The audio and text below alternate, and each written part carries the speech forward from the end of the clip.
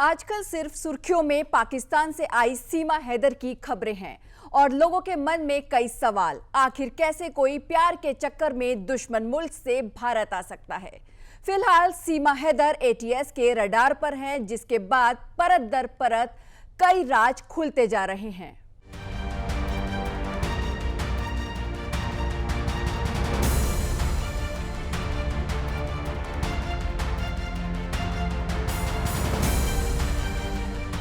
UP police, ATS और intelligence bureau सीमा हैदर के ISI से कनेक्शन की भी जांच कर रही है।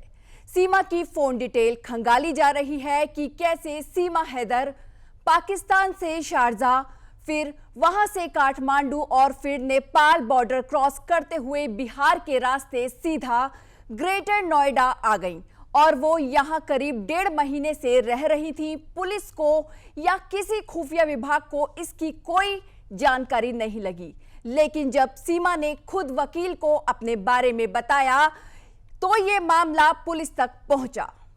कि बल्लभगढ़ में आपको पुलिस ने हिरासत में लिया, गिरफ्तारी हुई, जो भी आप उसे समझें, जो भी कहें, अगर पुलिस को पता नहीं चलता तो ये चलता रहता? सर, पुलिस को वैसे पता नहीं चला था।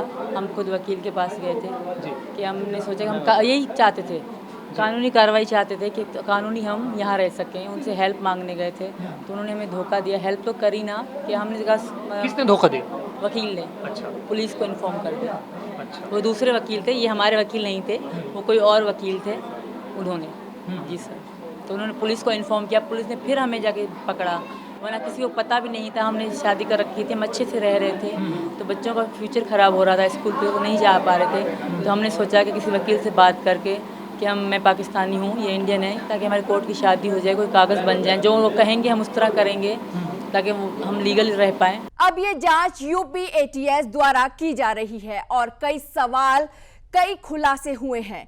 सबसे बड़ा खुलासा ये हुआ है कि सीमा हैदर के 2 पासपोर्ट हैं, एक सीमा के नाम से तो दूसरा सीमा हैदर जैदी के नाम से। इसके अलावा 4 अलग अलग मोबाइल फोन और नंबर हैं। इनमें से एक फोन सीमा ने भारत आने से पहले खरीदा। यहां बड़ी बात यह है कि 70,000 रुपए का फोन सीमा ने भारत आने से पहले खरीदा, जिसके बिल की कॉपी भी सामने आई है। आप देख सकते हैं कि कैसे सीमा को अपने आप को गरीब परिवार का बताती हैं और उसके बावजूद 70,000 रुपए का मोबाइल फोन खरीद लेती हैं। हालांकि सीमा ने बताया कि भारत में एंट्री से पहले पाकिस्तान का सिम कार्ड नेपाल में ही फेंक दिया था। वहीं आपको कुछ और डॉक्यूमेंट्स भी दिखाते हैं, जिसे देखकर आप चौंक जाएंगे।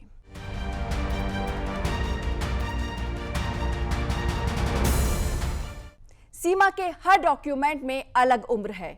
मीडिया को दिए अपने एक इंटरव्यू में वो अपनी उम्र 27 साल बता रही हैं। वहीं एटीएस को मिले डॉक्यूमेंट्स में सीमा की अलग अलग उम्र है। जैसे पाकिस्तान के नेशनल आइडेंटिटी कार्ड में सीमा की डेट ऑफ बर्थ 1 जनवरी 2002 है, जिस हिसाब से सीमा की उम्र 21 वर्ष है। वहीं शादी के एफिडेविट में 15 फरवरी 2014 का, इस हिसाब से सीमा की उम्र 29 साल है। वहीं एक और डॉक्यूमेंट में सीमा के जन्म का सन 1990 भी बताया जा रहा है।